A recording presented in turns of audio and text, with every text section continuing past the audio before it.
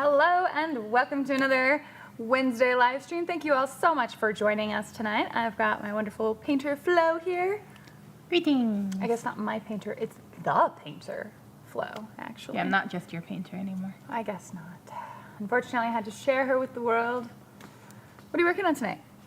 I am just about to finish up one of your Attila Rough Riders, and then I am working on, what's this dude's name again? Sly Marbo. Okay. Well, his name is Sly something. He's Sly. Yes. Lone Operative, which I'm finding might have some use in 10th edition here. So, yes. So, all right. So, and then disembodied voice on the other end over here. Say hey. Hello. All right, so yes, quick hi to everybody in the chat. I'll call out some people in a second here. Thank you, Paul, as usual, for being our wonderful moderator. He said he got in a quick game of Phasmo right before starting the stream. And died in like 6 seconds. 6 seconds, yeah. I sold it. Good job, Paul. Was it a Revenant? Your favorite. Yeah, what is everyone working on tonight? We've got this lovely centerpiece terrain here to show off kind of the topic of tonight's general discussion, wherever we get around to. But this piece of terrain was assembled and created by Disembodied Voice and painted by Flo. Yes. It was a joint effort. I feel like we're getting some popping. I don't know if maybe resetting the mic.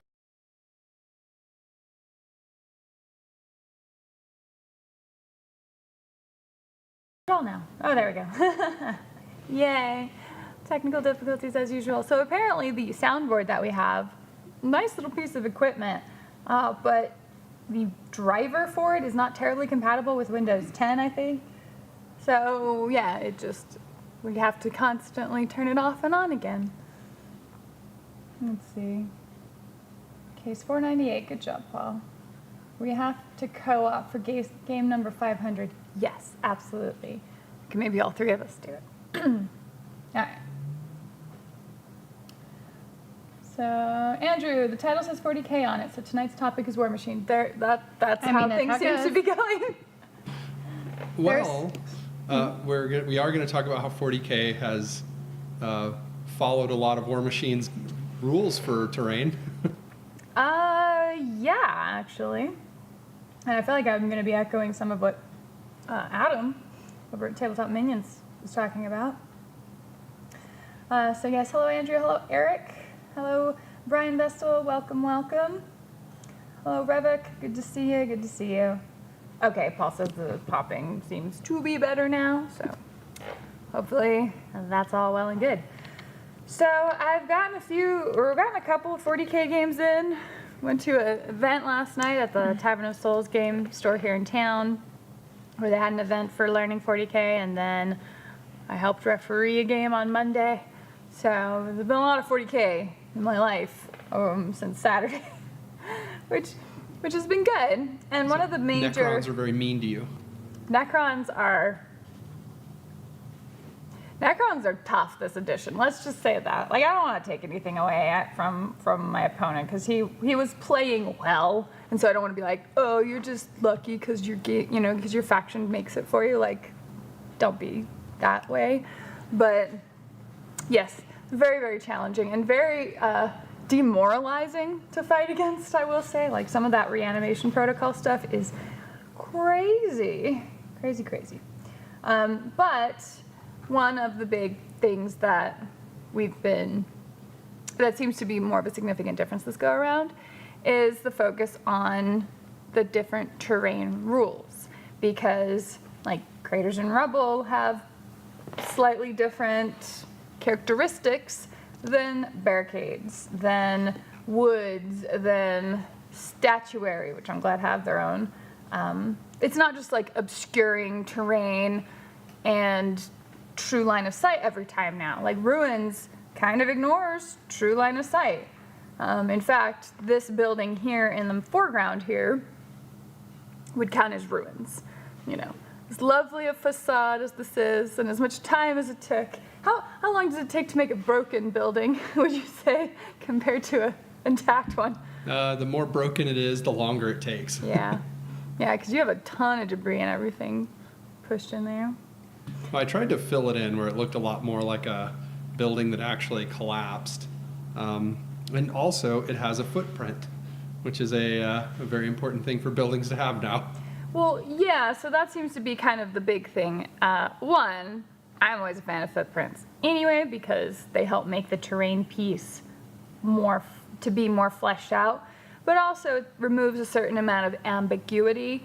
And ambiguity in wargaming is just where arguments happen. It's, for all the crap War Machine gets, like, that rule set was one of the cleanest, best rule sets ever written for a war game, because there was so little ambiguity. There was a right and wrong answer, and it wasn't a matter of the person with the strongest personality or the person who argued the hardest winning. 40K has always been a little more loose, where they're like, if you don't agree, just roll a die or whatever. So, what are you doing? Okay.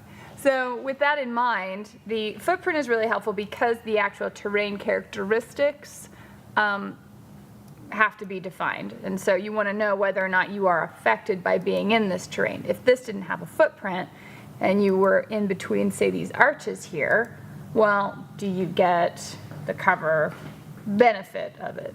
And that's always it's usually a discussion with your opponent ahead of time, but being able to know that with the clear delineation of a footprint makes things easier. And honestly, it's just prettier. But I don't know where everyone stands on that. We obviously stand on the pro footprint side. And actually, to help make things easier for anybody who has a 3D printer, we actually, in the link to the description, there is a link in the description of this video linking to a Thingiverse page where we uploaded 2 3D files that will fit. And disembodied voice can explain that a little better. Well, one of them is the footprint for this one, which is has those angled fronts. So it's not an actual square, like one side of it's angled in. Mm-hmm. And so I have that footprint, and then I have another one that is a kind of a perfect square. But they have little pegs in the model that pop up, and they actually line up with the pillars in the terrain really well. And so it's just those 2 for now, but I did upload those, and they are on Thingiverse. Yes, they're on Thingiverse. So if you have a 3D printer, and you're probably going to need a filament one, but I guess you could chop it up with a resin if you needed to. You can, just to make things a little bit easier for people who want it. This is obviously kind of designed for Imperium, so they're tiles, but I don't know. It's free. There you go, community. But yeah, even in for ruins specifically in the 40K core rules, they specifically tell you that you have to agree on a footprint. So this removes any argument of that.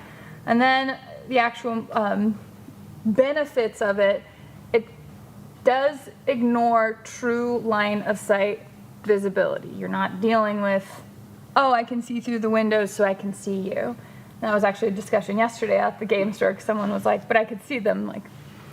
That only works sometimes. Well, they go back and forth, because some things, if you can really see them, you'll get the benefit. And in this case, no. Say that models cannot see over or through this terrain feature if you're on 2 sides of it. Any 2 sides of it, you just can't see. which is definitely very familiar to War Machine players. If you ever dealt with forests, you were never able to see through two ends of a forest, which made sense, I mean, frankly. And so with that in mind, that's what we've got here. So you cannot draw a line of sight to a target through the other side of it, even if it would be possible to draw a line of sight through open windows, doors, etc. So they're recognizing specifically true line of sight, irrelevant here. Then they say, except unless you're aircraft or have the towering rule, then you draw a line of sight normally. So that would be true line of sight. So I guess if a towering tall model can look through windows or see through the second floor or something to see the model down below, yes you can. So aircraft and towering can ignore that. You would, visibility to and from, so both ways, to and from such models is determined normally, which means can you visually see them. Even if this terrain feature is wholly between them and the observing model. Models can see into this terrain feature normally, and models that are wholly within this terrain feature can see out of it normally. So I could see that being a bit of an argument spot if you only have the unit partially in there. I think they'd have to be completely in there to be able to see all the way out. If they're only partially in, they're probably going to be on the basically outside of it. You can't see through two ends of it. So got to commit those models. But there you go. Otherwise, it seems like a fairly straightforward thing. Hopefully that results in fewer arguments rather than more, but who knows? This is board gaming. We sure like to argue a lot of the rules. I'm just dropping by to say hello. Hello, Mr. Tamaya89. Hello. Hope you're doing all right. Ari, welcome, welcome. Auspex Tactics even said Necrons are beastly this edition. Necrons are brutal this edition. Like, reanimation protocol can happen on their turn, which is normally D3 models. Then, for all your models that have characters, it's usually D3 plus another flat 3.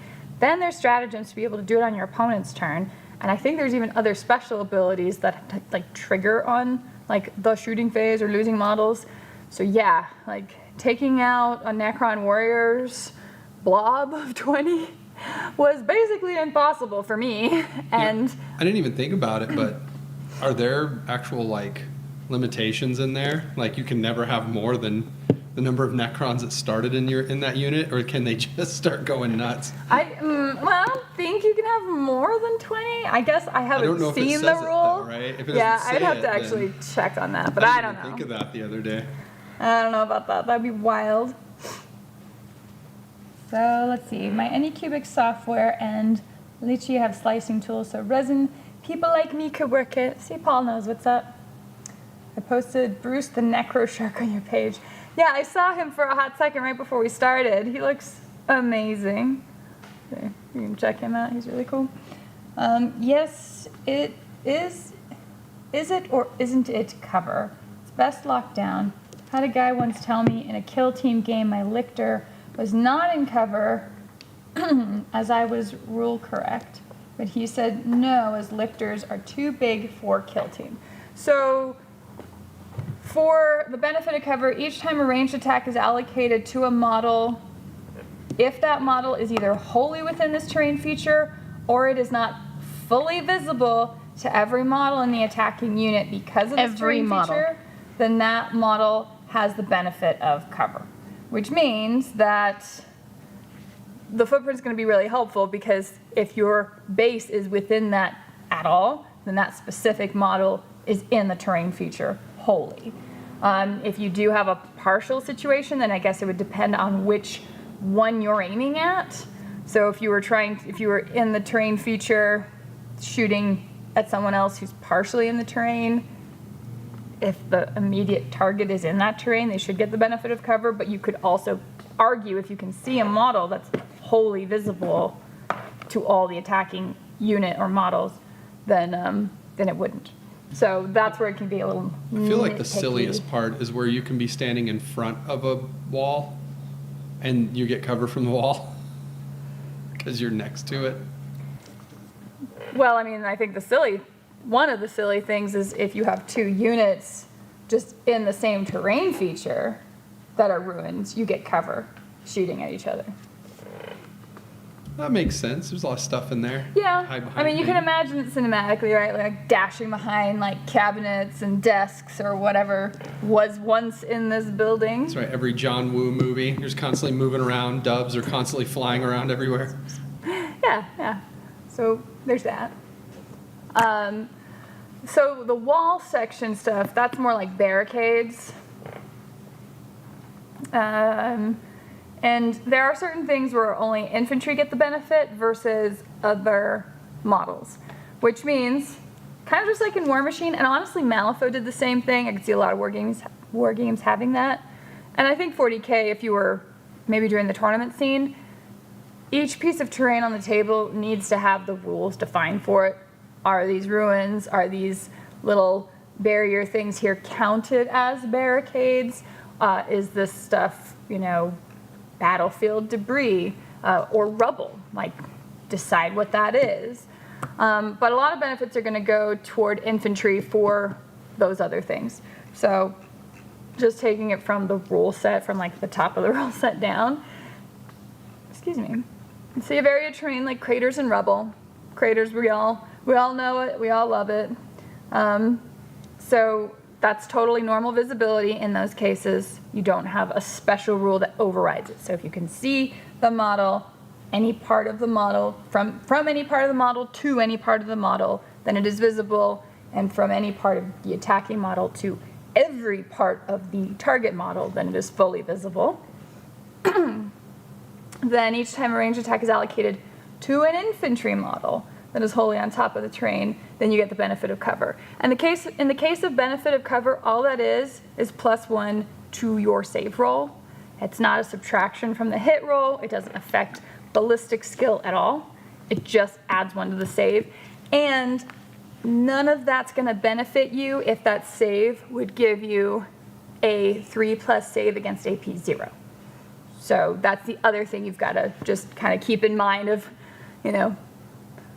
what do I have? So Space Marines, if they're saving on 3s, they're still saving on 3s against pretty much most things firing at them. Let's see. Revok, just an observation, but the color in these close-ups camera looks really washed out. You might be doing your terrain paint. Well, we actually looked at that pretty carefully before we filmed this. So the shot that you're looking at here on the wide, because this looks a lot darker, and it kind of is, but it's also a little bit out of focus, and you're just getting like boring overhead lights. So you're just seeing a way more dingy version of the model in the wide shot. And then in this close-up shot, we actually have it underlit, because we thought it would be really cool to have sort of like this Gotham specular. It's all lit Batman style. Yeah, exactly. Well, part of it is that you're seeing like on the shot with Miranda and Flo, the camera is like right up at so it's called a surface normal, and so the camera's right on it, but the above shot is kind of at the same angle as the direction that the light's coming up, so you're just seeing a lot of very specular highlights. Right. And just the floors and everything in it, since it's kind of an ecclesiarchy building, were white, and so it's just hard not to get a bright color on the white. In fact, we put a couple of Space Marines there to kind of calm that down a little bit. A little bit. You change the color temperature on there to try and match it up a little bit better. But really, we wanted to sort of see the really cool gilded looking details on the outside, which I think this shot highlights.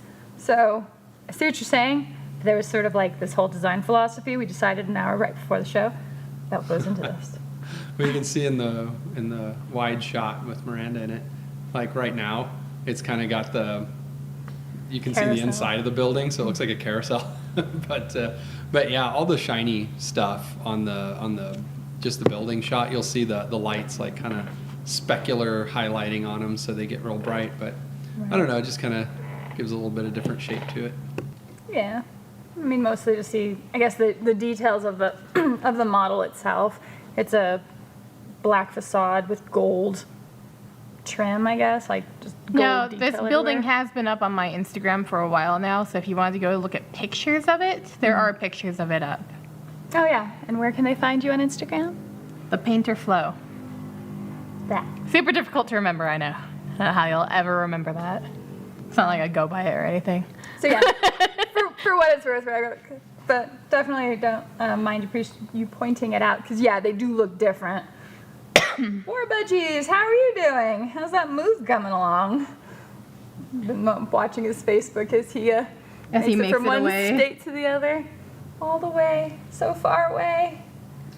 Oh, for War Budgies on this, I plan on uploading some War Machine terrain onto that Thingiverse account before too long, so keep an eye on that. Yeah, we actually have had those files sitting around for kind of a while, right? Yeah, I just need to kind of finish them, kind of fine tune them, and then upload them, because they're not quite ready for someone to take and print yet, but it's pretty close. Right. War Budgies got held up in a Seattle hotel another week, but should be on board the ferry on Friday. He said that's the boss, dude. I'll keep an eye out. Let's see, Mandragora, it's fate. Today's topic is terrain. Raging Heroes literally just dropped a trailer for Inquisition 2, and not only do they have a Knight Tyrant, they have some amazing terrain too. I need a printer. Yeah, I anymore it seems like printers are just so helpful to have, and the technology's gotten much easier to deal with, I think. I mean, don't ask me. DJ's collection of 3D printers, and then us with, well, really just the base. Everything else here is just the kit, right? Everything else on this piece? It's actually a couple of kits, because the normal version of that building doesn't go back as far, but I had it go back and put little archways on it. I don't know, I just thought it'd look cool. So it looked like maybe you could, I don't know, drive through the building, or it was hoping to do something with, I don't know. But I thought it'd be kind of neat to kind of bring it all the way back to the back of that little footprint, so it feels more like a complete building, whereas the regular model, it just feels very shallow to me. Yeah. Yeah, I mean, it was interesting watching 15 Imperial Guard try to pile in there to fight some warriors, which, poor Carlos. Sorry, man, I feel like I just learned I have to leave my house too. It's left me melancholic. Just learned you have to leave your house. Oh my gosh. I don't know how well I'd handle that. But yes, so terrain seems to be the thing. In fact, I got a notice right before this live show started that Auspex Tactics is talking about terrain too. Specifically, it looks like the towering rule in 10th edition. So it may be causing issues. That I don't know. We haven't fought using anything with the towering rule just yet, although I did meet a lovely gentleman at the Tavern of Souls game store who had a beautiful collection of Knight Titans that was a 2,000 point list. He did all these really cool basing details, like one stepping on a Tyranid, which was It's like got brilliant. the blood all over it. It was so great. It was great. Yeah, I don't know if you saw, but there's a Tyranid like climbing up the other leg on it. It did. Not that it cared. And then there was the other one that had like a wall section like right next to it, and I told him he was just carrying his cover around with him. So it's like, you're modeling for advantage. So yeah. That's right. If you have wall sections on the base of your miniature, you should just kind of have a cover save. Cover save. So yes, so Craters and Rebel. The benefit's only going to go to infantry. So if you're running around with monsters or vehicles, things with the vehicle keyword and monster keyword, they're not going to get the benefit of cover just because they sit on craters and around some rubble, which is going to be very important for defining rubble versus battlefield debris. Because battlefield debris, you still draw line of sight, normal visibility. However, each time a ranged attack is allocated to a model and doesn't define if it's infantry or not, just any model, if that model is not fully visible to every model in the attacking unit, then it's going to get the benefit of cover. So I definitely can see some arguments being brought up there of, somebody pulling up their tank, maybe they're Leman Russ, maybe they're Manticore, I don't know. And, there's some little piece of junk on the table. Well, if that wasn't defined, then you might have to roll off to see whether or not it's being counted as battlefield debris or rubble. So be aware. Looks awesome, Flo. Yeah, she did a good job on this one, right? Revik, the tubing is more technical than I realized. Sounds like you're all over it. Your Instas look great, Flo. Thank you. Trying to fill that out. Both I forgot to post today. Probably post it in the morning instead. Well, So those little blood angels are they're a commission that you're doing, right? Those are the Space Hulk blood angels. Yes. Yeah, they look really nice. Good pop of color. We don't really have a close up though. Yeah, I'll post photos of those possibly next week because I still have to do the decals and stuff. But they don't originally come on bases. I had to build those bases up around them. They're on little stands and The base is built around the stand. yeah. So the model didn't even need to get modified. Let's see, Jeremy, you just got off work. Welcome, welcome. Andrew, so battle report when? Well, my Till and Rough Riders are half painted now. And I just assembled Ursula Creed right before we set up for the stream, so it's coming. Sly Marbo's like ready for action. I'm so excited to jump in there. I still have a little bit more terrain that I need to finish building and painting.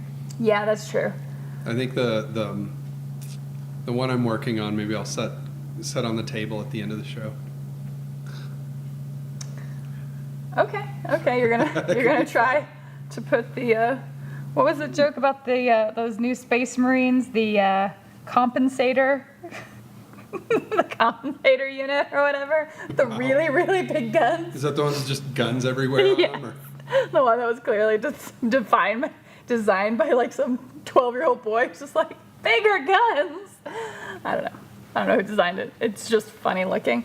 And then yeah, so we've got a very ambitious piece of terrain that's being worked It's on. called a centerpiece. Well, good thing there'll only be one. Yay, little Marva, he's looking so cute. He's got little Audrey too next to him. So cute.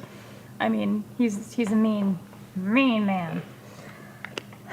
Love me some terrain. Well, and that's kind of one of the big things that's held us off. Like 40K has always been an intimidating game for us from a recording standpoint because even when I could cobble together an army, getting everything painted and getting like a terrain table ready to go, especially coming from War Machine, was just it was a bit of a mountain. And we've actually like nearly, climbed the summit of the mountain. I felt. Is that fair to say? Yeah, there you go. I think that's correct. Devastator units, thank you, Paul. The ones with the weapons from the Fifth Element that shoot everything. She's a fake Creed. The real Creed is obviously modeled after me. Oh my gosh, Jeremy. Poor Ursula. Cloak or it didn't happen. Let's see. So Mandragore is asking if anyone else is tired of buildings that always have the diagonal cuts from above. My building does not just have a diagonal cut from above. What do you mean? Like when you look down on it? Yeah, I mean, even Yeah. like that one kind of, kind of goes from front to back and it's kind of cut apart, but Oh no, I'm not finished with it yet either. No, but if you're going to show it at the end of the stream, like you'll see what he's talking about. It's how many kits? I just ordered the 4th kit. Oh my god.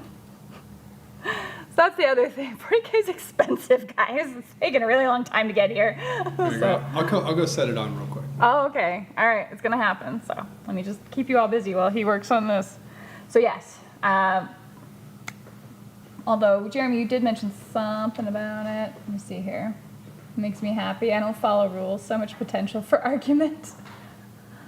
I mean, you shouldn't be arguing over the terrain, though. Like, I don't know. I feel like that's something that can easily be sorted out ahead of time.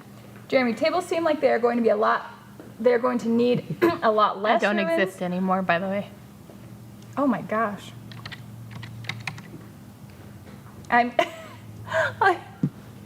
That doesn't quite There you go. It has another floor and a half. go. So 1, 2, 3, 4. Yeah, and then one Like and a I'm half still more working on floors at the top. And the other balcony doesn't have any railing. It's not very safe. Can I rotate it? Yeah. Okay, so we've got just madness. Ah! Well, that's it sort of straight on. And then you've got the busted part here, even though it's kind of out of focus, so you gotta come back this way. Yeah, there you go. But it With is the kind of holes. a dollhouse. Like whenever It's it's a going to bit. be done. It's a bit of a dollhouse. Now, whether or not the players who are in these battle reports are going to enjoy fiddling around all that doesn't matter. It's all a matter of what looks good. So Now, the bottom floor, the windows, I modeled and printed some little things to close out the windows. So the entire bottom floor you can't see through or move through or anything. yeah. So And actually, I originally did it for the old terrain rules, so no one could see through windows. But now it just doesn't matter anyway. So it's fine. So Jeremy's saying that tables seem like they're going to need a lot fewer terrain pieces, or fewer big tanks. Otherwise, Bane blades will be useless by getting stuck. Well, That's why you still have ranged weapons. well, I have the same amount of terrain now. I just stack it vertically. That is one solution for it. Side question, is anyone else tired of buildings? Yes, okay. I know the alternative is making doll houses with one missing wall, but I need variety as he brings up the doll house with one missing wall. You know what, Mandragora? We're thinking the same way. Because it does. You could always just have a building that's, not blown up. And I feel like if you're going to do... It's going to be like that one house at the end of Twister. We should make the Twister house at some point. It's just rolling around like a ball. Yes. Flow class skyscraper.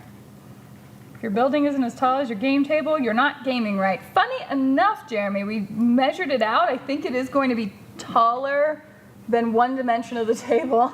Yeah, it might be taller than the width of the table. Yeah. Also, I think that there's enough room in it that if you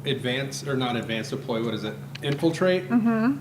If you infiltrate into one part of the building, it's possible that your opponent can infiltrate into another part of the building. Yeah, if they're, 9 inches away from each other. So, there you go. I'll have you know, I'm watching this instead of the Natty Parade. I think this is prettier to look at. We're providing all of this visual stimulus right here. So anyway, back to the terrain rules. I would love to play on that table. Well, I assume we're bringing this to Valhalla, so. Yeah, this will be a Valhalla table for sure. Yeah, and just be like, here's our table. Please don't break it. But honestly, that's kind of the nice thing, especially the way you glue everything together. It's pretty durable. So. And the basing footprint also sort of helps everything to be more durable because obviously you've added more rigidity to the structure and more contact points. So again, pro footprint for sure. So yes, rubble and ruins. Woods are interesting. I haven't gotten to play with woods as terrain on the board yet, and I'm looking forward to it. Let's see, Wayne Koo. Hey, you're back. Last time I watched you was when you did War Machine. Good to see you back. Thank you. Yeah, no, War Machine is still fun, but not happening right now. So in the case of woods, they also have a defined footprint. Now, what we would do in the case of War Machine again is we would usually have some sort of outline with a neoprene cutout or felt or whatever, and then you can plop little trees on top of it that can be moved so your dudes can go in and out of it without issue, but you still have that defined footprint of exactly what the woods are. So the models can be moved over things. The benefit that I've seen to a lot of the cover stuff is anything under 2 inches, models really just don't care about. They move over everything normally if it's 2 inches or less. That includes your tanks, so they can just roll over stuff without getting hung up on things, or like Jeremy mentioned earlier, like just stuck behind all this rubble. It should be able to move over it. That would make sense, and so that actually does happen now. Paul, question from Miranda, as you have 10th experience now. Would a game of 500 points excluding vehicles try out of 10th instead of the stated 1,000 point rule? My games have been 2,000 so far. The problem is I think 500 still ends up being lopsided, although if you don't have vehicles, the problem is going to be your weapons. I think if you'd want to pick like 1 leader and then just both balance each other's lists by like making the most basic like infantry unit troop choice, and then like one fast attack. I know all of those are gone now, but one of their more fancier models to maybe help examine what the specialty of that unit is, but don't lean heavily into the skew of animation protocols or, you know, deep strike blowups or something like that. If you're trying to just get those basic rules, I think you're going to have to be very careful picking out the army. I know yesterday they were doing specifically combat patrol games, which is 500-point Warhammer, but they changed the rules kinda, and honestly, we didn't even bother because we're like, I don't have the capacity for new rules. Yeah, I don't want to learn 2 rule sets at the same time. And now I don't know if it's that bad, really. Like, is that the biggest deal in the world, or is it worth just doing that to get them? But like removing vehicles is probably a smart start to it. It just puts things like guard at probably more of a disadvantage than it would something like Space Marines. So. Well, I guess, how many objectives do you have to hold? Because at 500 points, you might not have enough guys. Or is it just you're just trying to kill each other? Well, if you do, and that really depends, right? Like how you want to, and I know so much that depends answer, like it's the answer to everything all the time. So if you and your opponent are really just wanting to get the hang of like just go kill each other, well, that's kind of what DJ and I did. We did the basic open war game from the core rule book. He had the Leviathan box, and we looked at that the next day. But the base rules are just the mission with the flat deployment layout. There's 4 objective markers in it. It was a very small amount of objectives, and yeah, because then they were player placed. And then it was just, you know, you hold objectives, and that's how you win. But that's The a thing disadvantage to you. Well, it I don't know, not necessarily. Like, it was just really difficult. It was a very pitched battle because it seems like a lot of the balance for 10th edition comes from completing secondary missions. And because this didn't have any secondary missions, just being able to, you know, just being able to take those 4 objective marker choices was really tough on guard. And because, like, DJ had his Necron infantry, he didn't have as many units of infantry as me, but he only needed to sit and hold 2, and then like knock me off stuff or kill my units, which he was able to do more successfully than I was. So, like, those secondaries seem like they make an enormous difference, more so than maybe even what's in your list. So there's my really, really long roundabout answer to say, you might get a decent experience out of it. You're going to learn stuff anyway if you're trying to specifically remember, you know, how the movement shooting works, how the benefit of cover works in relation to what your weapons are, memorizing all of the special keyword abilities like devastating wounds and lethal hits and twin linked and turret or torrent, and, you know, just all of those. There's several different rules that you have to just kind of remember, and once you get those down, that makes things go a lot faster. So, yes. So yeah, I think 500 points is fine. Just be careful with what you bring. Mm-hmm. Like, not just no vehicles, but also I'd probably exclude a few other things like particularly mean characters or anything like that. Yeah, I mean, you would really just make them the other guys, like the people who are not in any books or talked about at all, just like the loser rejects. Just the guys that do desk jobs and only occasionally go out and fight crime. Exactly, which could make for a very fun game. But yeah, characters skew things pretty heavily. I'm not even convinced the Silent King in a 2,000 point list is balanced, because holy cow, what he does is crazy. 500 points is how many Riptides again? Oh, yeah. About a year ago, I bought a city, 100 plus buildings from Iliada Games out of Turkey, and they were 6mm scale, but they're all whole and will take me forever to finish. Well, Sounds like that's what you wanted. 100 plus buildings? Yeah. That'll be really pretty when it's done, though. And then if you decide that you don't want to finish any of them, you can just, like, spray paint them, like, gray and make them look like they got covered in volcanic ash, like Pompeii. And you're done. We'll just start with, like, a gray spray paint, hold it about 3 feet away, and just just go after it. If you need to get it finished. Sisters would look cool on that blasted cathedral. Yes, that is definitely the intention. For what it's worth, that's the main kit that's made out of with the balcony and stuff. It also comes with a really cool Sister of Battle statue. Mm-hmm. And so I'm going to make another one of those footprints that has a pedestal in the middle of it and something to raise up that statue so that it can be kind of a centerpiece that sits in front of it. So that will appear on the Thingiverse page eventually, because I'll keep adding stuff to it. Yeah, just that same post, basically.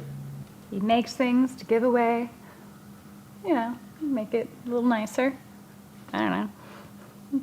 You've got a bunch of hobbyists in the chat. You know what it's like to make things look pretty. It's important, right? Hey, Patty, good to see you.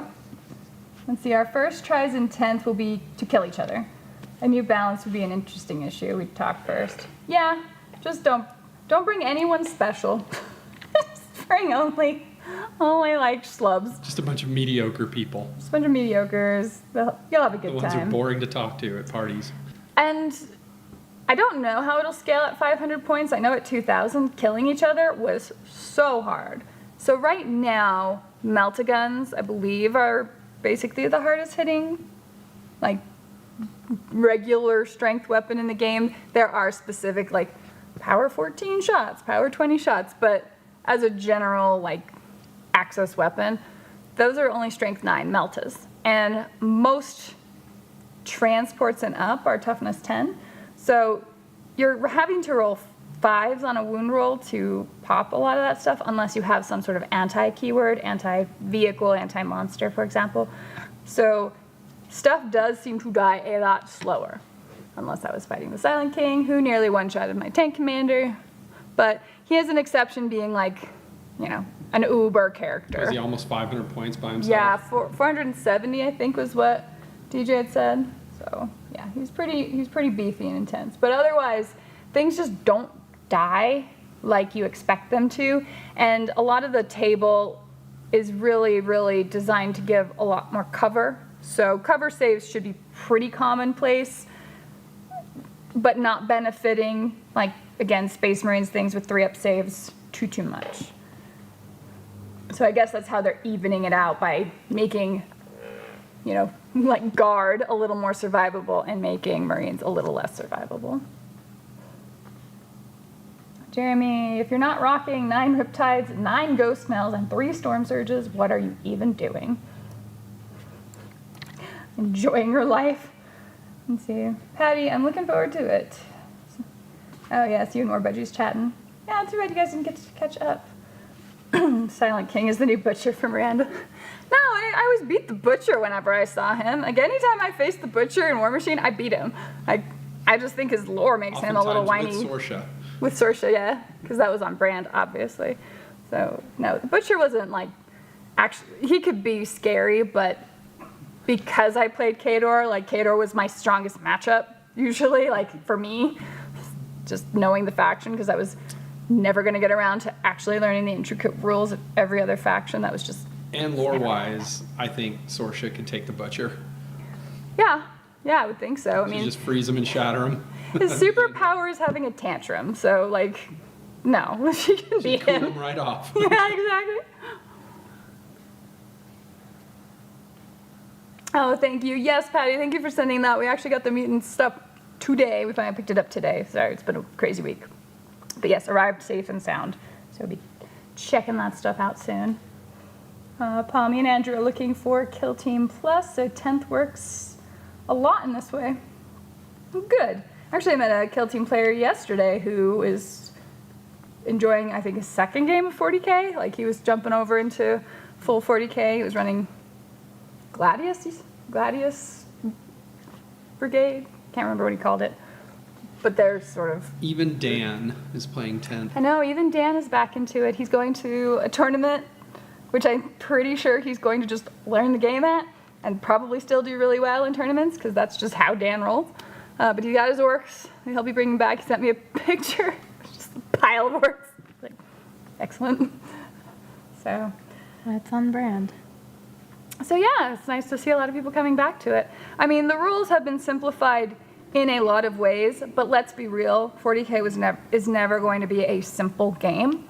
That's just not the nature of it. And I don't think that's like what the audience fully wants. But simplifying certain things, the ballistic skill, I don't know how you feel about the ballistic skill now, and weapon skill now being on the weapons themselves rather than on models. Like, it's kind of an interesting choice. Well, it turns out guns are what kill people, not people. At least now in the new rule set. The gun has its own skill at shooting the gun.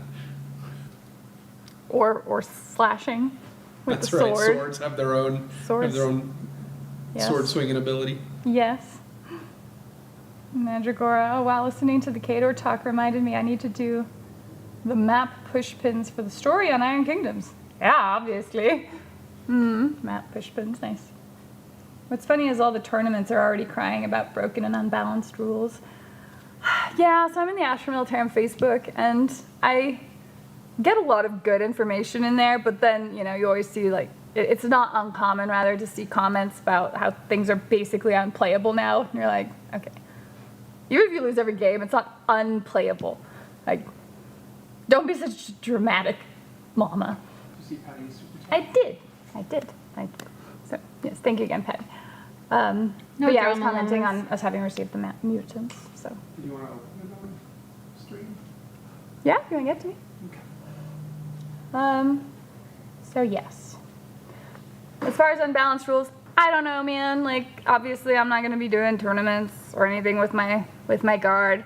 I just want to play on pretty tabletops and record cool battle reports and just have that talk. So we'll see if things are going to be house ruled. I mean, when Leagues of Votann came out, that got banned or something in some tournaments, that full faction. So Well, they got we'll banned see. right away. But not everywhere. I think in like Germany. So. All right, Patty. Tommy already gave me the package here, so let's open this and get you the. Make sure everything did arrive. I'm assuming it arrived safe and sound. Whoop. All right. So Patty from Patty's Parlor has created a game called Mutants. Can you see it here? Will that work? Oh my god. Ta-da. Hey, that does work. Yay. So this is a game. Where can people find it? Patty, I'll let you kind of talk to that. But, it's got this cool bound book with artwork I believe he did. And all of the rules for setting up a game. So we're going to be testing it out here and giving that a go. So thank you so much, Patty. Again, appreciate it. And I look forward to seeing you again.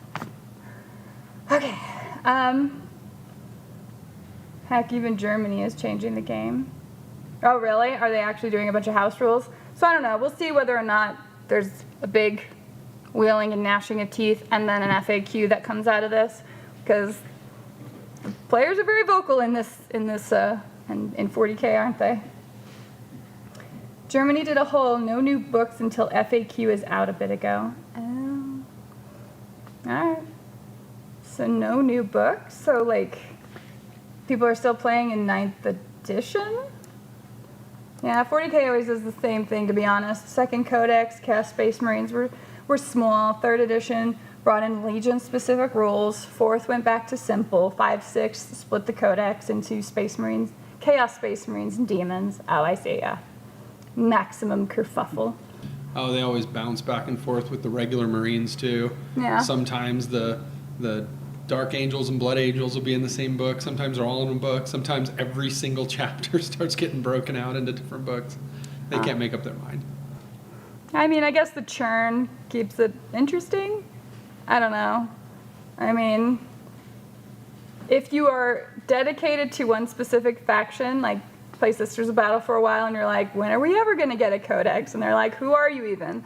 And then eventually you got one. They're like, what are you doing here? Aren't you back in 2nd edition? Right? Yeah, exactly. And then, for Guard, we went all of 9th edition up until the last 6 months before we got our codex, which was amazing and really cool, but so much to memorize. And then going to this edition, you're like, all right, you're just not as strong, but it's fine. It's fine. Indirect fire, I really like that they made scouts a lot more useful. I actually built my scout finally after the edition had come out. I'm like, well, I guess I've got this scout kit. I'll make it a scout instead of an armored sentinel. I still say you should paint it white. Yeah. Like the new scout model is a little more round, and so without the roll cage, it just looks like a walking toilet bowl. But it will have the roll cage. What, your toilets don't have roll cages? No. So when the Leagues of Votan book came out, it was banned from 40K tournaments until the FAQ came out. There you go. 7th, simplification, but included more Forge World. 8th made more complexities. Yeah, 8th had a lot of complaints. But I think 7th was the most bloated or got there. Wasn't 7th like crazy bloated before they came in with 8th, and then 9th simplified things? See, 9th put the entire codexes for specific legions and demons plus knights. 10th is simplifying again. It's a Ferris wheel. Thank you, Warbudgies. I'm glad you can find good quotes from me. The 8th was rules rewrite for new players. 9th was a rules rewrite for tournament players. 10th is simpler 9th for now. Yeah, so do you guys think it's going to go back to being more complicated? Do you think they're going to change some of the terrain rules or change things like towering, or I don't know. Who do they cave to in this case? Because, 40K, the majority of people buying their products are casual players, right? But the tournament players are usually probably the loudest audience, like for feedback to the company. Yeah. They're certainly the bitchiest. Well, if they're dedicating all their time to it, I don't even want to really give them grief for it, honestly. But I don't know which way the company will go for it, because it seems like sometimes they listen and sometimes they go, take a hike, There you go. Sit down, and shut up, and paint your models. Yeah. Shut up and buy our stuff. So, Andrew, my sense of what happened over decades has blurred quite a bit. Fair enough. It has to get more complicated again. They released too many dang new units. They have to do something to make all those things different somehow. I feel like the Space Marine stuff they went nuts on, and there's tons of that now. There's a lot of Space Marine options. Yeah, well, the Leviathan box set had all the Stern Guard, I think. Yeah, those existed before, but the just the stuff they've been putting out for the new Marines, they just have tons and tons and tons of different units of them. Yeah, and I know some Space Marines just don't have their own individual codex. It's just Codex Astartes, and then you can theme it. Or there might be specific units, because there's a couple Iron Hand players that are playing basically that way. Shut up and give me your money. Exactly, Mandragora. It's a good position to be in, I guess, for GW. Let's see, 3rd through 7th is just 2nd, but each time they added a few new rules and simplified and fixed other things. Yeah, I don't know. It is what it is. When the Marines data cards have as many options as all the other Imperium cards combined, they may have been a bit bloated. Yeah, that's kind of my take on it. Yeah. Overall, guards seem okay. I'm sure we're solid mid-tier right now, I do want more things with indirect fire or stuff that can affect flying models. You're looking for stuff that can hit keywords now, or at least I find myself looking for stuff that can hit keywords. Lehman Russes are still useful, except for Vanquisher Cannon. That was disappointing. That's okay. Yeah, I don't know. It it really just depends on how much investment you're going to put into it. Like, as long as you're having fun playing it. Now, I will say, like, that experience against Necrons, I could see that leading to a lot of feels bad moments for players of just watching nearly more units come back than you kill in a turn. But since the name of the game is still a heavy objectives and secondaries, theoretically, you may be able to get around stuff by, well, one, battle shocking the unit. Battle shock is huge in the game, and I think that's going to keep it's going to keep Tyranid players pretty happy because they have a lot of attacks that trigger battle shock. And if you can battle shock the Necrons, anything with reanimation protocol, they can't use those extra stratagems on them to trigger reanimation protocol. So you really, really, kind of crumple that strategy a bit if you can get there. But Guard does not have a great way of getting there other than just lots and lots and lots of shots and hoping you roll well enough. So yeah, we'll see where that goes.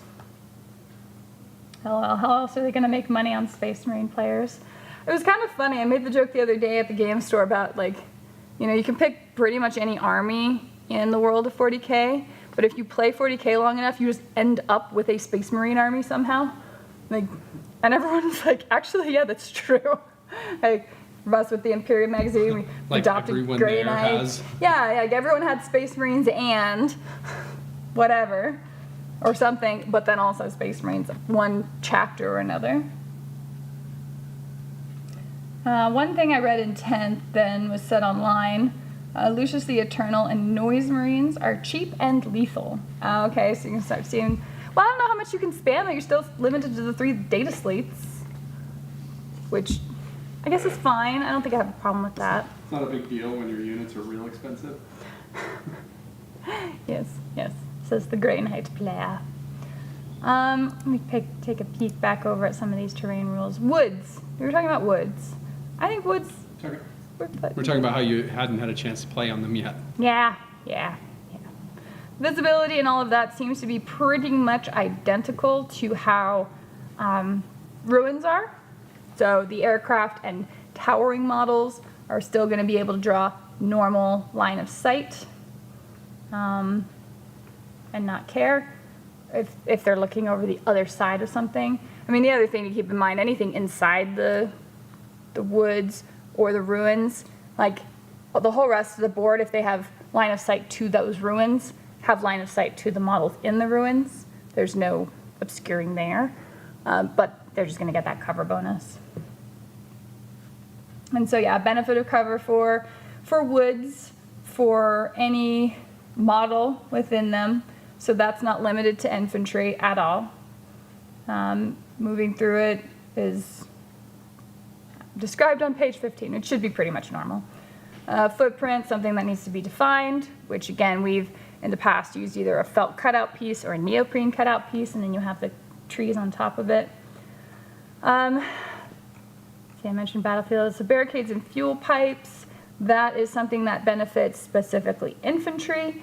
If you have a ranged attack allocated to infantry models wholly within 3 inches of this terrain feature, so wholly within 3 inches of the terrain feature, and if that model is not fully visible to every model in the attacking unit, because of this terrain feature, that model has the benefit of cover. So getting behind Promethean pipes, getting behind any sort of specific barricade items, even if you're only partially behind it, you're going to get the benefit of cover. It has the obstacle keyword and the barricade keyword, so that's going to give that to you. But barricades are also only going to benefit infantry. Then you have the battlefield debris and statuary. Those will actually give benefit of cover to any model that is partially covered by it. And if the attacking model cannot draw line of sight to every part of that target model. Normal visibility rules apply, which again is basically true line of sight. Let's see, hills, industrial structures, sealed buildings, and armored containers. So armored containers are the things that you also sort of end up collecting as a pretty basic terrain piece, like those little shipping crate type things. Like if you have the Imperium magazine, they send you a bunch of those. A bunch of kits come with those as one of the sprues. Very easy to come across. So many shipping containers. Mm-hmm. So those are those are pretty easy to get. Let's see, so these terrain features are raised areas that models can stand on top of. So whether that's a hill or, again, a totally enclosed structure. So like that first level of your superstructure that you're building would probably count as having some of that benefit, depending on how you defined it. As long as the model's base doesn't overhang the terrain. If that model does not have a base, no part of that model would be in contact with the battlefield at ground level. Let me see here. So if that model does not have a base, so like a tank, no part of that model would be in contact with the battlefield at ground level, can overhang that terrain feature. In addition, other terrain features can be set up on top of hill terrain features, provided no part of those terrain features overhang the hill terrain feature.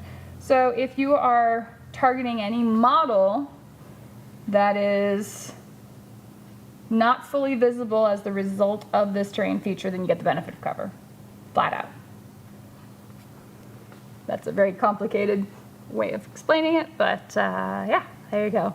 So buildings that you can go stand on top of or land on top of, you actually can get some benefit of, because that line of sight would go diagonally. So something from the ground level looking at something up here theoretically would pass through the corner of, you know, whatever it's standing on, and so it should get the benefit of cover as a result.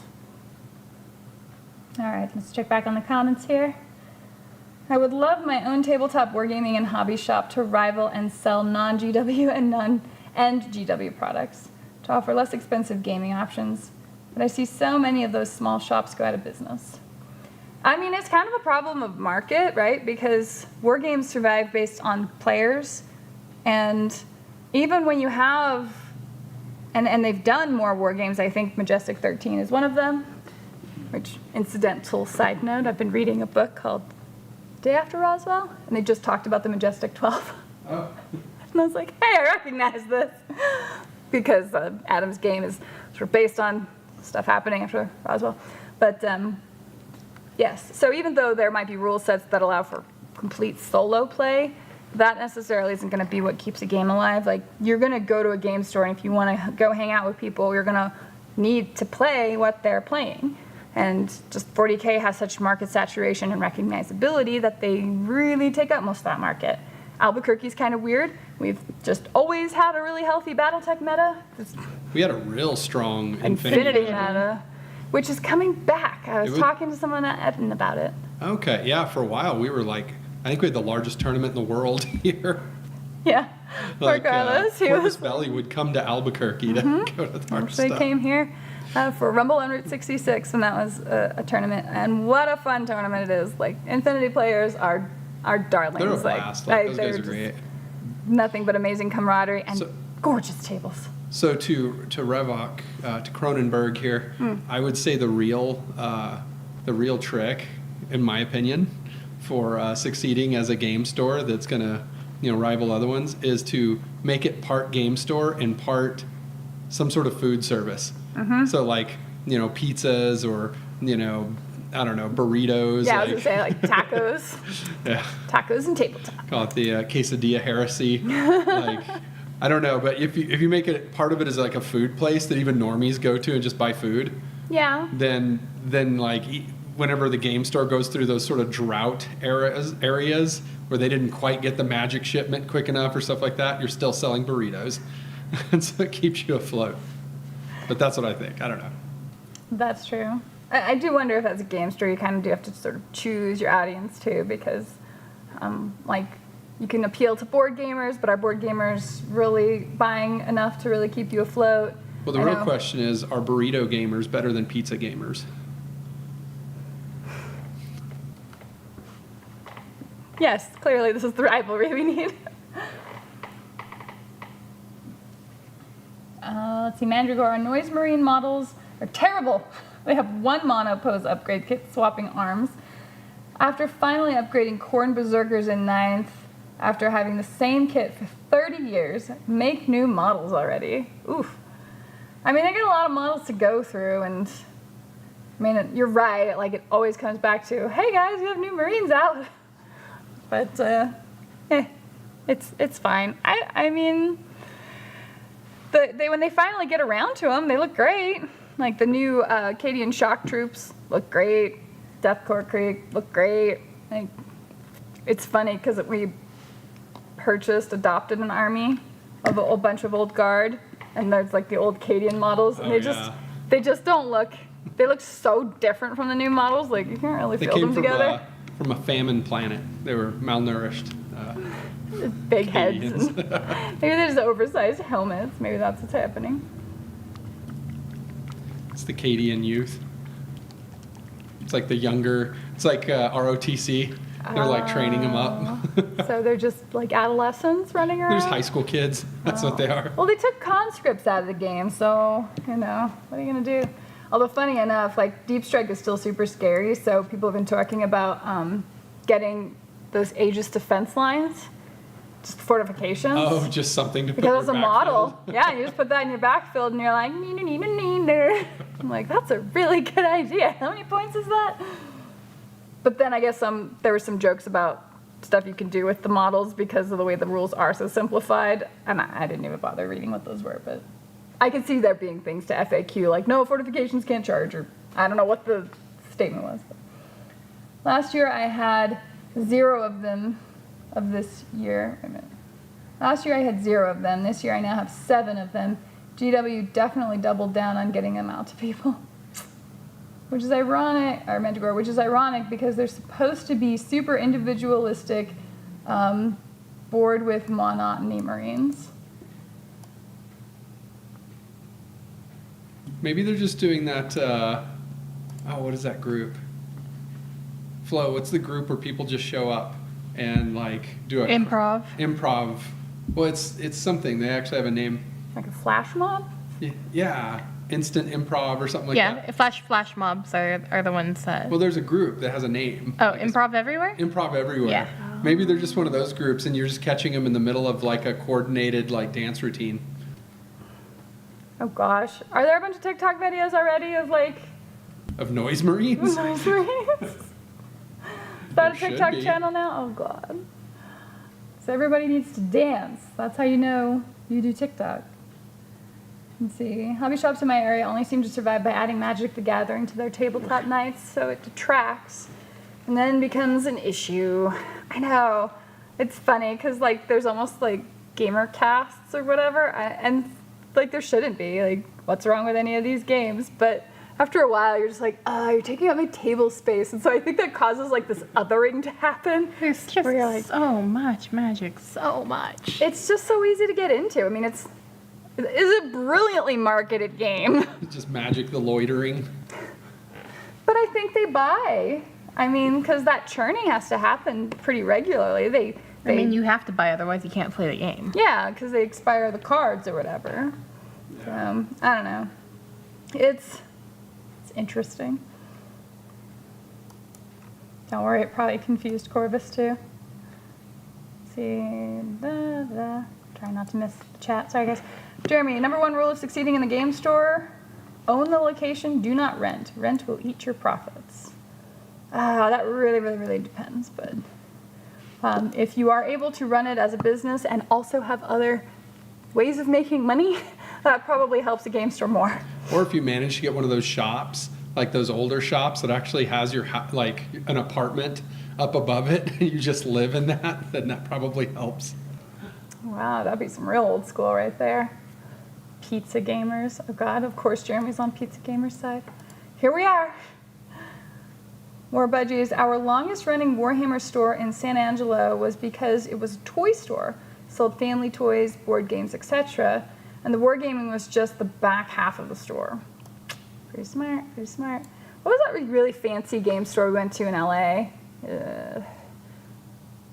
Which one? The one that had like the second floor where Yeah. you rented?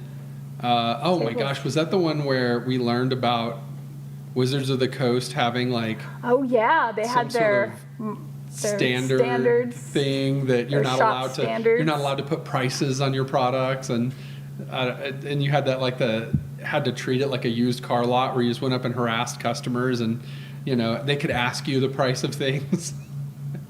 I was just like, no thanks, I'll just order it. I'm gone. Never mind. But it was a nice store though. It was the a building was really beautifully nice. laid out store, very well lit, very open. But then you kind of go to the back, and then there's these stairs that climb up, and then what was like a sort of a U-shaped Yeah, it kind of went upper around floor. the So you could walls, and you could look. Yeah, you could look Yeah, down on the rest you of could the see store. into the rest of the game store.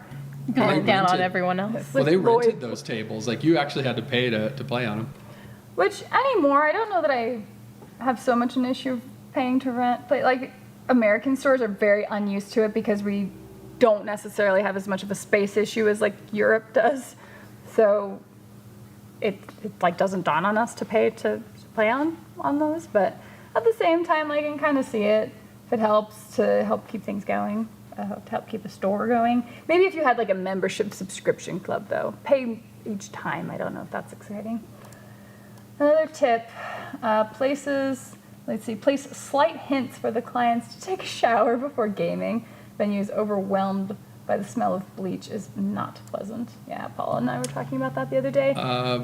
Gary actually has sticks of deodorant in the bathrooms in his store. Yes, he does. They I tell think people, like, if get in someone there and comes use it. in super smelly, you have to ask him to leave. Like, it's just. I mean, that's just sort of a generic It's social etiquette. contract, right? I mean, I guess it gets talked about in gaming stores, but theoretically, like anywhere you went, that would be. I mean, Kinda there was brought that up. one guy at Barnes Noble who showed up, and like for 5 minutes after the area he left, it smelled like pee. It's so bad. Yeah, I Barnes can't and really Noble had smell, but it was specials. bad. Yeah. Barnes and Noble had specials, but yeah. I mean, there is that. So, but that's just like be a considerate human being, please. I don't know, and as much as gaming can be welcoming to people who are socially awkward or have anxiety or whatever, like these are very basic things you can know to do that. It's fine. Please shower, put on deodorant, and then go out into the world. You will be happier for it, guaranteed. Let's see. Tommy, that is actually a smart idea. I had another pipe dream of opening a board game cafe, which kind of follows Pixa for the win. Yeah, we have a board game cafe here. It's pizza for the win. Pixa. Well, that could be the product that you make, pizza. It's like a type of pizza. Oh. It's square, so it's like pixels. There you go. Like you have flavor pixels. There you go. There you go. Game store agreed. You can't sell models constantly, and the store needs to have a steady revenue. If you're going to do a monthly membership model for access to space and terrain, it has to be food. Food would definitely make a big difference. Now you have to deal with extra licensing and all of that sort of thing, but it's got to be, I mean, you go to the game store, you got all your stuff, like leaving that store to go get food is like an ordeal. Whereas if you could just walk over to a counter and get some food. Oh yeah, like if you have to so leave much and go easier. somewhere else, Yeah, exactly. Like, Well, and you would divide up the store where you kind of go around the corner. Do you know what I mean? Like you're still inside the building, but it's it's not like the game store just has people serving you there. But that way normies can go in through the normie door and they just buy food, right? you don't have just to like see a the regular food place. unsightly look of gamers? Is that what you're saying? Well, they don't have to walk through a game store or something, Yeah. right? And so that way they can just come in, get food, and if they're interested, they're like, "Oh, what's that over there?" But There should be like a glass wall that you can observe the gamers in while you're eating your food, and be like, there just need to be like And so here we stickers that see say, the "Please don't gamer tap in on his natural habitat. right? They say, "Please don't tap on Please don't glass." tap on glass. Would be fantastic. Oh man, this is really coming together, like my meta terrarium I've talked about. I think it's a great idea. So, we thought we were talking about terrain tonight, but now we're just building the perfect game store. It's a type of terrain. That's true. Fair enough. It's IRL terrain. IRL. Mandragora, Noise Marines. I'm just amazed Korn got 40k specific human cultists and possessed before Slanesh got posed Marines with unique poses and weapon configurations. Well, I know they've gone a lot more to the push fit style, which makes it more accessible for people, but also removes a lot of customized options. I mean, that's a trade-off. I think they're just deciding this is the direction we're going, because everything in Leviathan is push fit. So I don't think there's a whole lot of customizing you can do outside of just what is on that sprue. Patty. I don't do TikTok, but I've seen some hilarious Grimace milkshake clips. Pretty dark, but funny nonetheless. Get off TikTok, Patty. I know you don't do TikTok. Anyway, Magic the Loitering. Magicor enjoyed that. Patty, I was almost surprised how much magic happened at Valhalla, though many fantastic games are played. Yeah, I blame Aaron, bless his heart. Well, okay, so I think this last year, though, there was a Commander's deck, like a 40K specific Magic the Gathering release that happened. Yeah. That's right. So everybody was buying those at Gary's store. Yeah, so Gary, he sold a bunch of stuff at the store from that, and then people were playing that at Valhalla. But as far as I could tell, that dried up really quick. Like, it was just sort of a flash in the pan. Yeah. Then people just go back to this. Patty, stop speaking about my dream of living above my hobby shop like some sort of joke. It's real. It can happen. Oh, I believe it. I remember I was a teenager when I first found out about like the older, like old school store stuff. I grew up in Hobbs, New Mexico, and they have Broadway. It's Hobbs America. Which is a main strip, and like I kept seeing all these little things, and I don't know if it was my parents or somebody was telling me like, well, yeah, originally you would just live above the shop you own, and I was like, that sounds awesome. The idea of separating work and home was just not really a concept. Although, I don't know, you have the home office now. Like, I don't think it was ever a bad idea. If anything, our separation of things just increases our costs so much that, You just have to drive back and forth more. drive back and forth, like your chances of robbery is higher, just everything's more risky by virtue of having the separation. I think zoning also kind of made that more challenging. Oh yeah, I bet that's exactly what happened. You know, government doing what they do best, making everyone sad. Plunder Den, we definitely have some game stores up here in Canada that have food services as part of the game store. The successful ones have a really good variety of board games, tabletop games, even comic books. Yeah, I would definitely do comics and some types of books for sure. Yeah. Like you couldn't do a whole bookstore, but like, you know, certain, I don't know, genre nerd books, basically. Just a bunch of like how to date books. Wow. Like social, whatever, self-improvement and food and gaming. I don't know. I'm just trying to think of like every stereotype, I guess. Jeremy, it doesn't matter if you have other income coming in. You'll only get that location for so many years before you have to release it, and they always want more money. If you own it, your rent won't go up. Yeah. But your taxes do, and that can still push you out potentially. But you're right. I mean, rent is a pretty significant factor. Own it if you can. Like, it's really cool. It's just, I It's know just in hard to Albuquerque do. it'd be really Owning difficult things to own. is real difficult. an Yeah. actual Albuquerque shop. is like commercial property. I swear, like 50% of commercial property in Albuquerque is owned by Californians. Yeah, just owned by people for in sure. LA. Yeah, they just have come in, staked their claim, and there's nothing anyone can do about it, apparently.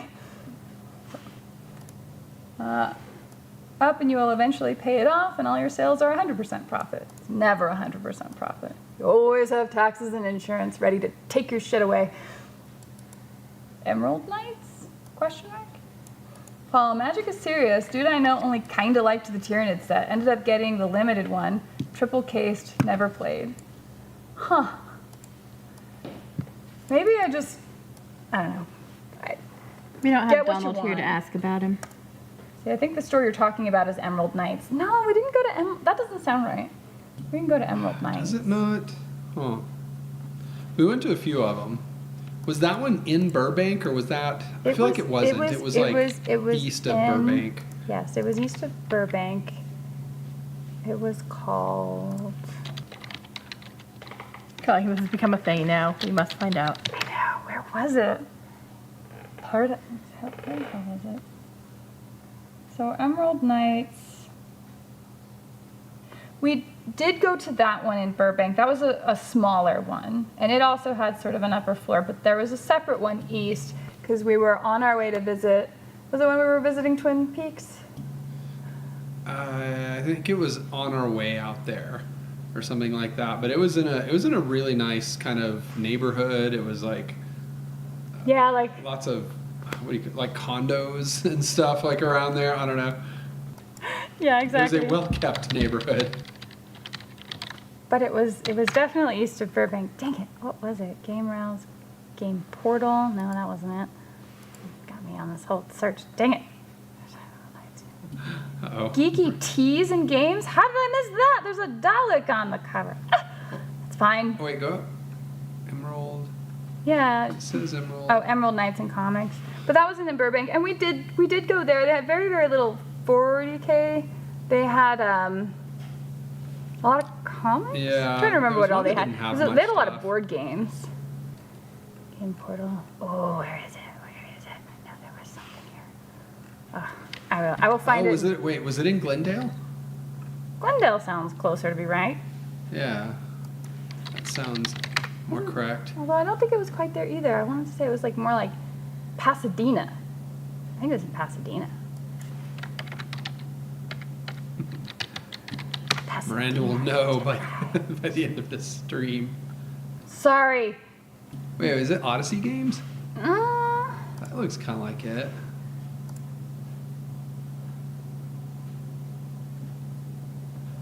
no. No. That oh, is this not where we looks went. That cool. looks amazing though. Holy crap. No, I'm sorry. I'm not gonna win this battle tonight. I'm just gonna calm down. I'm gonna come back and I'm gonna post on Facebook later and figure out what it is. But I'm gonna stay on topic. We only have a few minutes left of the stream. Emerald Knights we did go to though. You're right. Rule number 1 of anime conventions: deodorant, cologne, and perfume is not a shower. No, don't be like the French. It depends on how much you put on you. Can be a shower of perfume. That is offensive to anyone with a strong olfactory. Or budgies, Jeremy and I got lunch at Mox's boarding house in the past week. Very legit example of a restaurant, game store, game space. I have actually been there. That's in Washington. Oh. I got to See, check. my theory pans out then. It's a No, good idea. it is a totally smart idea because of course you play these games for like several hours at a time. Of course you want to get a snack, and most game stores here in town even have like a little fridge or place to grab like little snacks, but more food would be helpful. That's very much like how Mock's birding house is up here. The food part's mostly separate from the game part of the store, but you can still see it.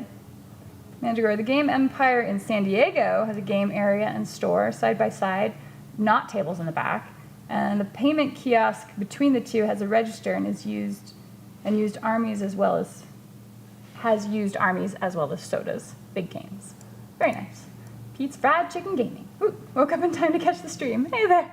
We've been chatting about terrain, and now we've scaled up to game store terrain. Hey, Jake Dye. Yep, it's Hobbs America. Andrew knows. Yeah. It's always weird to say. I assume nobody else knows that, but it's... But anyone I've ever met from Hobbs, they say that. And I'm like, I guess this is a thing. See, regarding gamer hygiene, that's unfair. Game shops and conventions are not like work offices where everyone's sitting all day with air conditioning. They're more like gyms without showering facilities. Are they? Some of them can No. be, for sure. If you're, well, okay. Any convention and stuff I've been to is pretty well air conditioned. And you can get like sweaty in playing games or being that's just a- around a bunch of people. That's a convention, but like maybe some game stores don't have the best air conditioning. Okay. I mean, even if they don't have the best air conditioning, if you put on deodorant, then that should tackle at least some of the BO. So you wear deodorant. It's not that hard. Flo feels very strongly about this. I do. I can't even smell all that well, but if I can smell you when I walk in a game store, there's an issue. I'm sorry. Does create a social problem. Unless Does you drive people smell away. wonderful. If you smell good, that's fine. It's rarely the problem. If I walk in and you smell like cookies, you're okay, but you know. I don't know. Men can have a good scent. There's a good scent in there somewhere, but Yes, but we're talking about like BO. yeah, I know. Like, come on. My local high street, the people who own it do live above. Oh, okay. There you go. I live in an old city that allows that to happen. Taxation is theft. But that's just me, living in the middle of nowhere, hiding my business. Attaboy, Patty.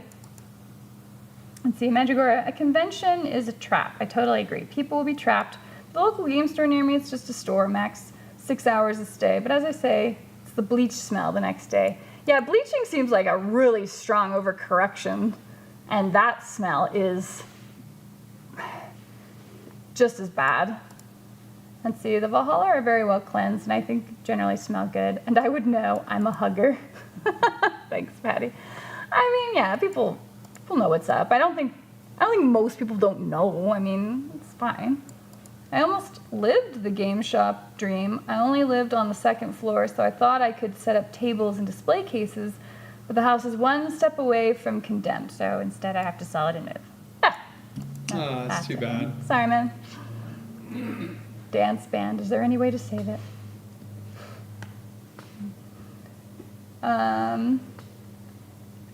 Yes, dang it, man.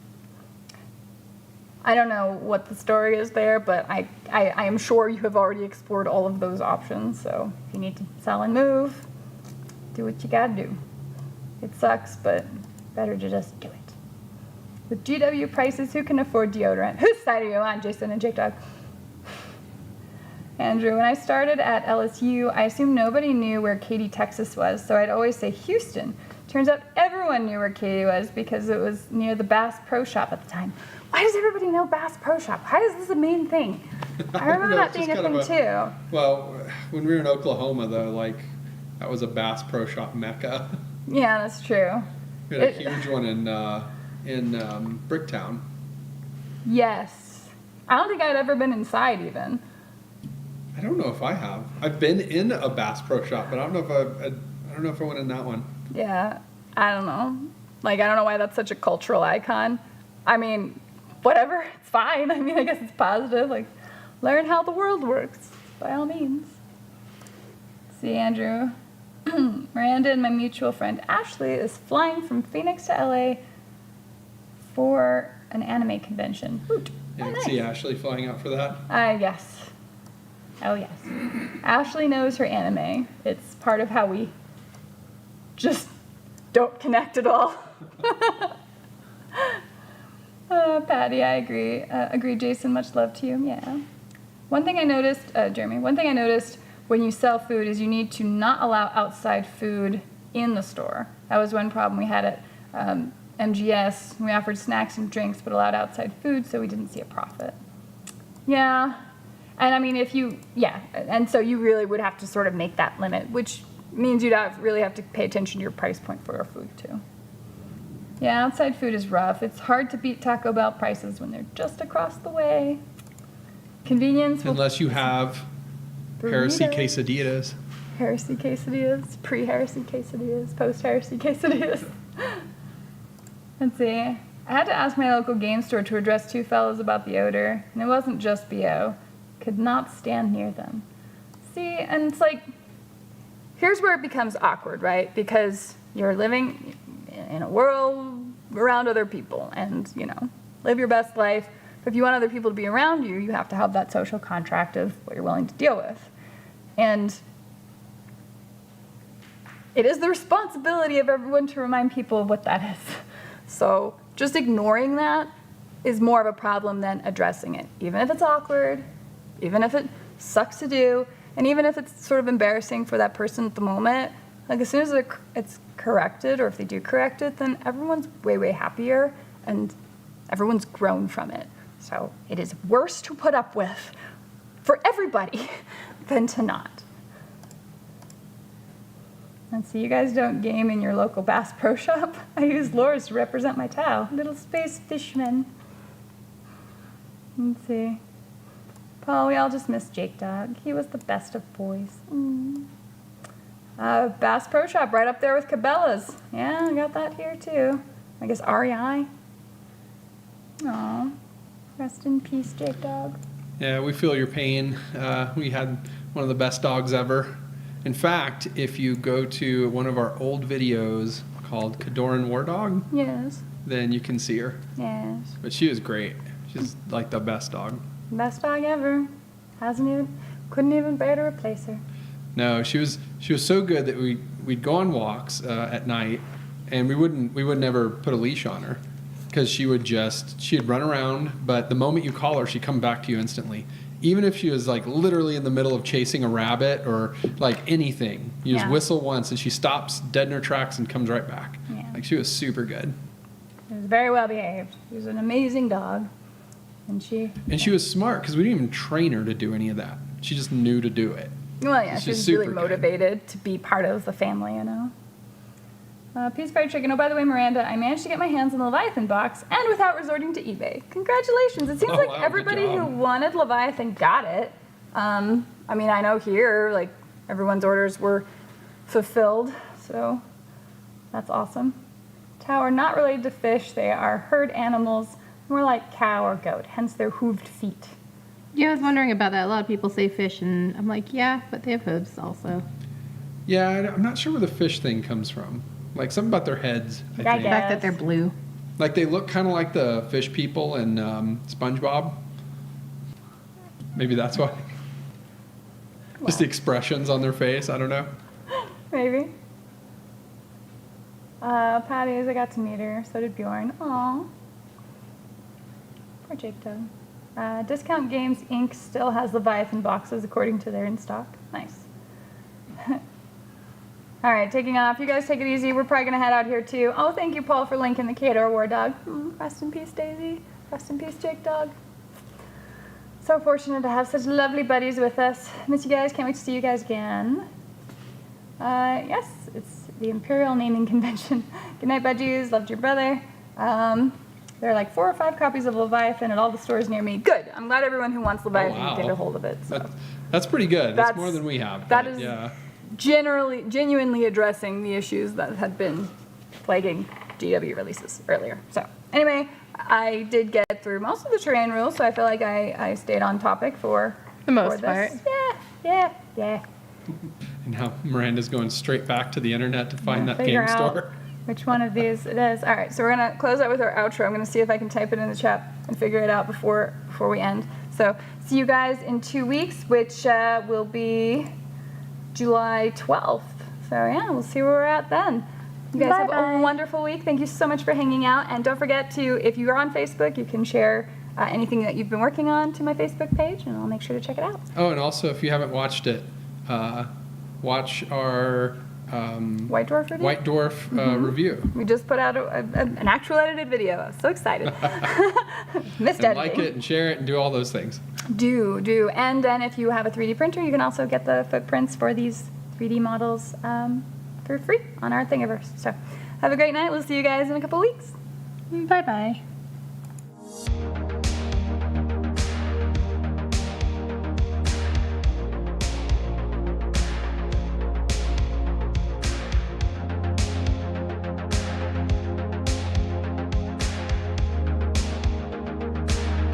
Barry, cover me.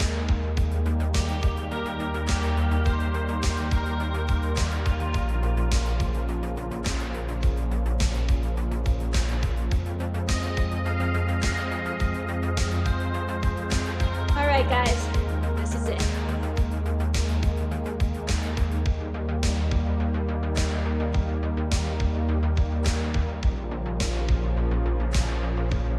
Copy that.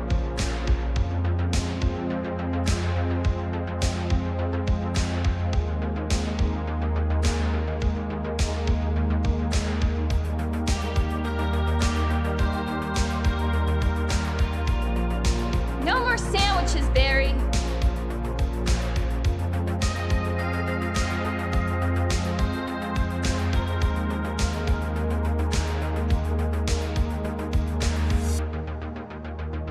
What's wrong with this place?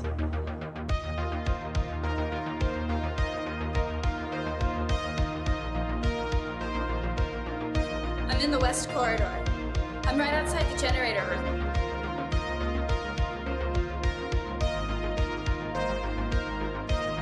I'm out of bullets.